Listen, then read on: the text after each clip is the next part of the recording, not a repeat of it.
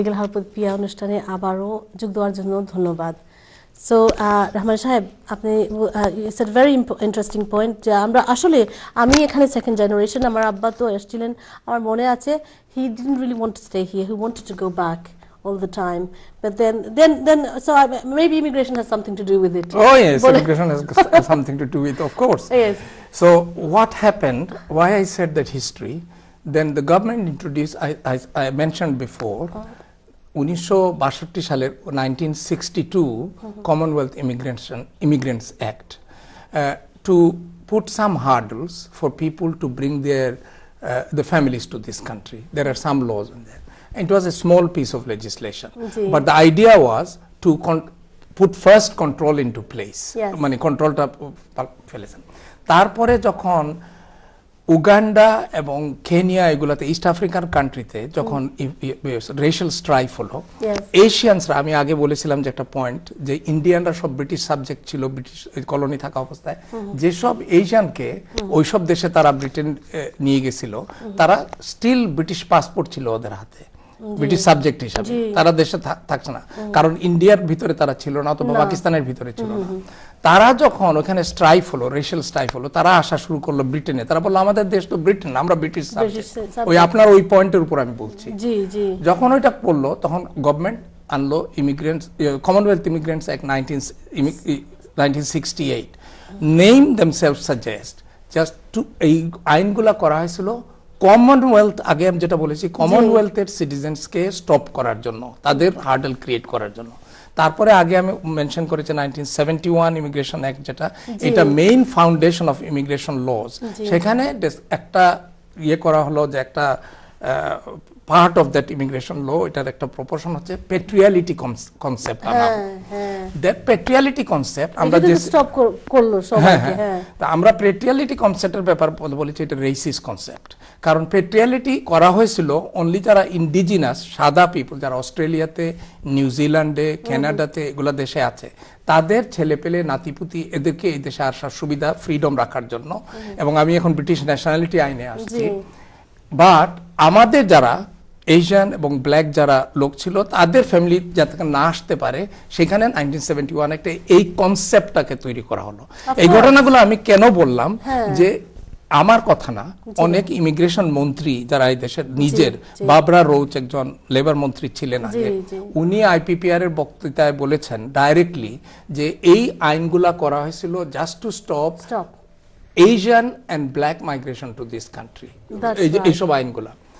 আর 1971 অ্যাক্টের কথা আমি বলেছি আগে, যে যেটাতে পাওয়ার দিয়েছে যে সেক্রেটারি অফ স্টেট রুল উত্থাপন করতে পারে যে পার্লামেন্টে, এই যে রুলের মাধ্যমে আমাদেরকে যে এখন যে নতুন রুলগুলো হয়েছে, যেগুলো আর কি, যে ফ্যামিলি মাইগ্রেশন আগে আমরা টাচ করেছি এটার উপরে, এই সেক্রেটারি অফ স্টেটের এই পাওয়ারটা দেওয়া হয়েছে করার জন্য। কিন্তু must be a fair and reasonable law, যেগুলো করবে সেগুলো ফেয়ার এবং রিজনেবল থাকতে হবে। হ্যাঁ না, এই যে রিসেন্টলি যে আইনগুলো সেক্রেটারি অফ স্টেট ইন্ট্রোডিউস করেছেন ফ্যামিলি মাইগ্রেশন স্টপ করার জন্য, সেটা শুধু আমাদের লোককে এফেক্ট করতেছে না।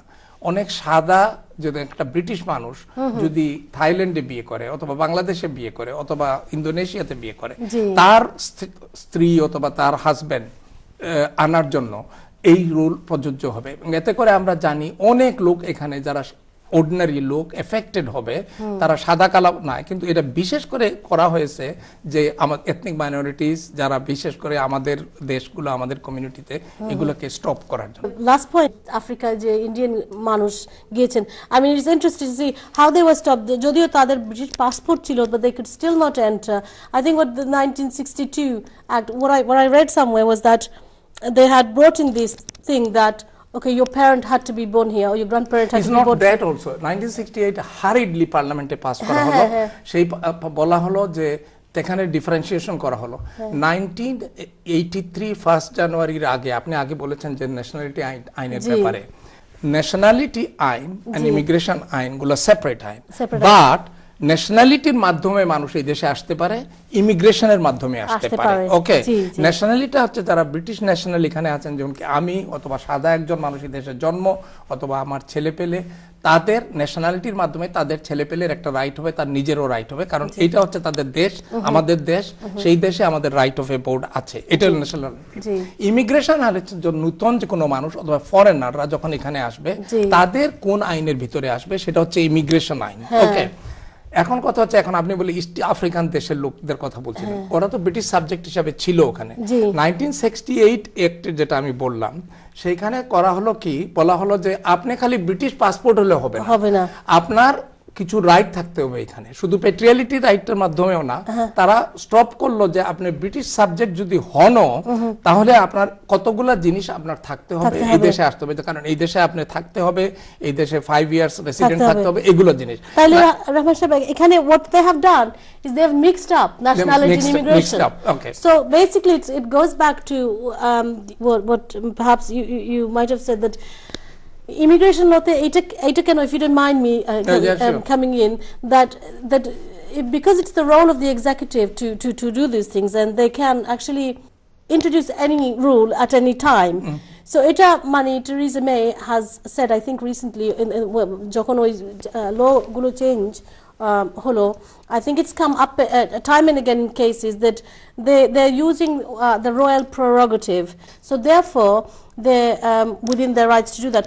So আমার প্রশ্ন হলো, next প্রশ্ন হলো গিয়ে, that is it the case? I mean, why is immigration law so different from? It's not the case, not royal prerogative, because ওই ব্যাপারে এখানে তো discussion is limited, but আমি বলবো একটা, আমরা একটা case, main, if I can just say it, what I'm trying to get at is that are they really within their rights? They are within the right, because let me just say something.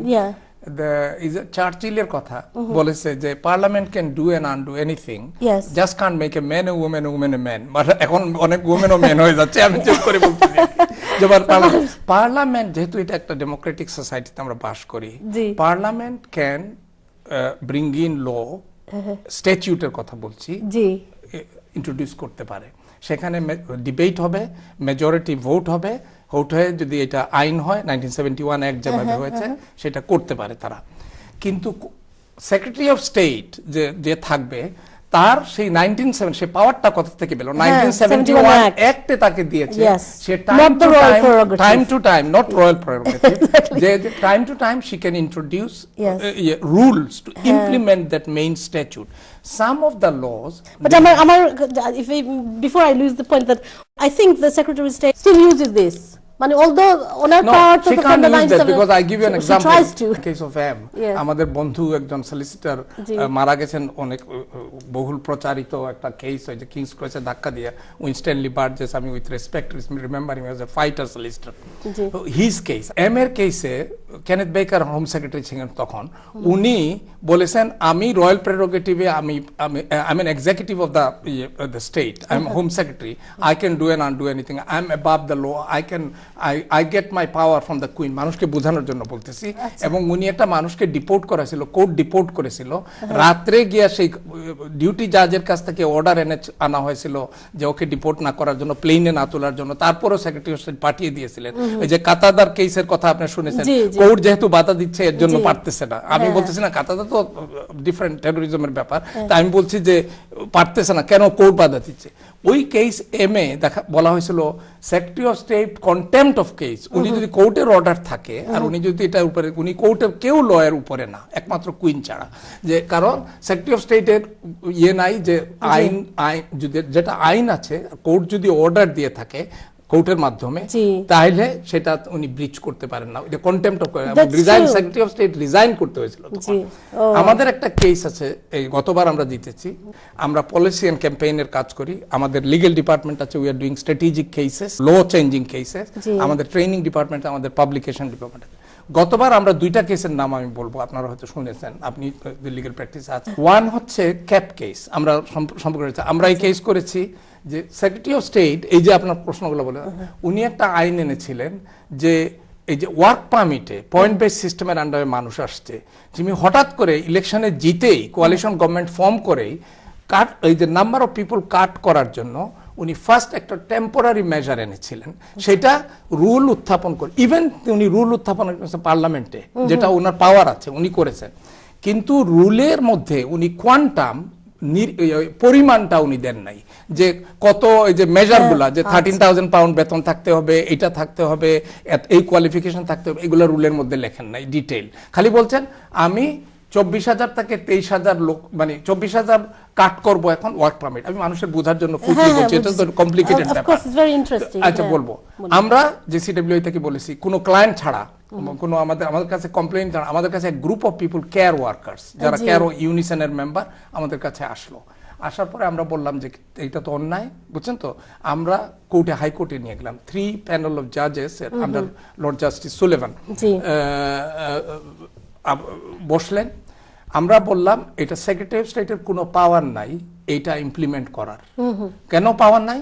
উনি quantum যে পরিমাণটা উনি পার্লামেন্টকে জানান নাই এটা, কারণ 71 অ্যাক্টের যে পাওয়ারটা উনি আনছেন, 71 অ্যাক্টের মাধ্যমে বলছেন, সেই পাওয়ার ওনার আছে, কিন্তু যেহেতু উনি পরিমাণ বলবেন নাই, এটা হচ্ছে illegal, unlawful. It didn't go in front of parliament. It That's went the point, in front of the parliament, but right. it didn't But give the details. Details go in the parliament. So we said, so because you didn't give the details, yes. Secretary of State argument ছিল, আমরা তো ওয়েবসাইটে, আমরা লিফলেটের মাধ্যমে সব জানিয়েছি, আমরা website is not law.